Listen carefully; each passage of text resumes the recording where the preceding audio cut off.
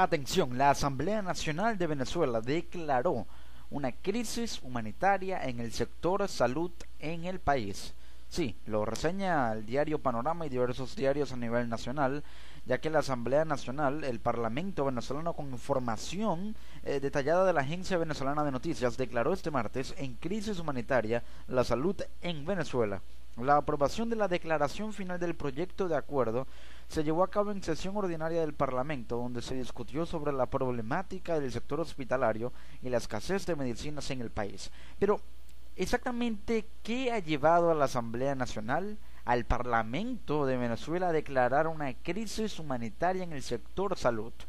Aprobó una declaración final de un proyecto de acuerdo, pero es un proyecto de acuerdo que debe estar sustentado en algo o en un tema que voy a tocar en un momento. Ahora, lo que ha llevado a la Asamblea Nacional a declarar esta problemática es, sí, por supuesto, la problemática del sector hospitalario y la escasez de medicinas, pero esto es un problema de fondo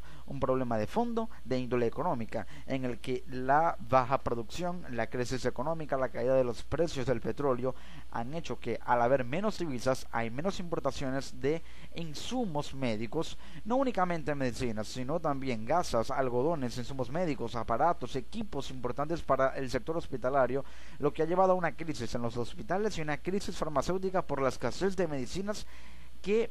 se vive en estos lugares. En otros puntos del acuerdo que declara la crisis humanitaria en salud en Venezuela se indicó lo siguiente, y cito textualmente de acuerdo a lo que dice el documento: exigir el acceso a la lista de medicamentos esenciales publicados por el Ministerio del Poder Popular para la Salud. Sí, se puede exigir el acceso a la lista de medicamentos esenciales, pero para que esto se dé, debe crearse un mecanismo en el que la distribución de estos medicamentos esenciales a precios subsidiados sea efectiva, y será efectiva siempre y cuando haya participación, sí, por supuesto, participación de empresas que puedan contribuir en ello, no del poder popular como únicamente se le ha atribuido, ya que allí la efectividad no es tanta como si podría serlo en caso de que empresas distribuidoras encargadas de esto puedan llevar a cabo los medicamentos para garantizar el acceso a estos medicamentos esenciales. También exigir al Ministerio del Poder Popular para la Salud el restablecimiento de la publicación del boletín epidemiológico. Es importante saber la situación epidemiológica en el país, qué epidemias hay, cómo se han propagado, qué tanto riesgo hay de que se propaguen o vuelvan a propagarse,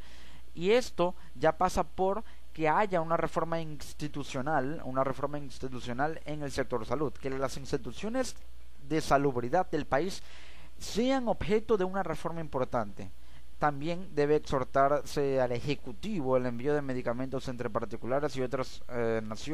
naciones hacia Venezuela como medida humanitaria. Esto implica solicitar ayuda humanitaria, y habría que recurrir a instancias internacionales a las cuales Venezuela está muy apegada, como la CELAC, que es la Cumbre de Estados Latinoamericanos y Caribeños, y también la UNASUR, la Unión de Naciones Suramericanas, para crear una resolución que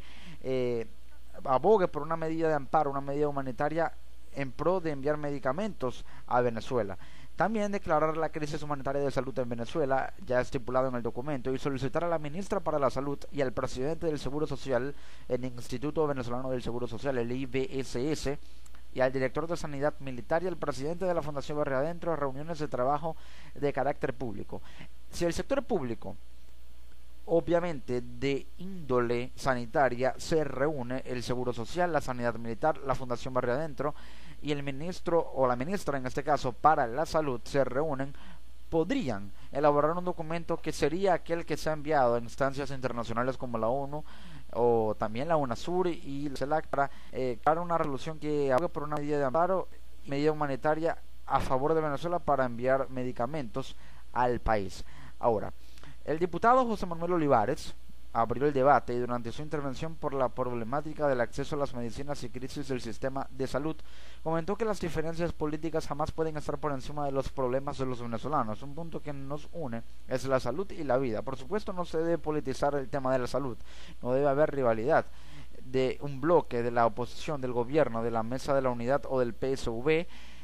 cuando se habla de salud. Usted no consigue un medicamento ya que hay 65% de inexistencia de medicamentos esenciales. Esta es la explicación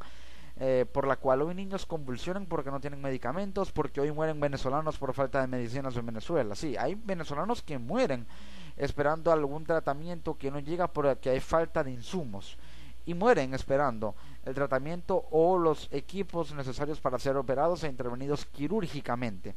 Es una realidad muy cruda que hay en el país y hay que informarla, es el deber. Afirmó también el diputado que la primera causa de muerte en el país son las enfermedades cardiovasculares. Si el día de hoy cualquiera de sus padres sufre una enfermedad cardiovascular, no hay dónde operarlo en un hospital ni en una clínica.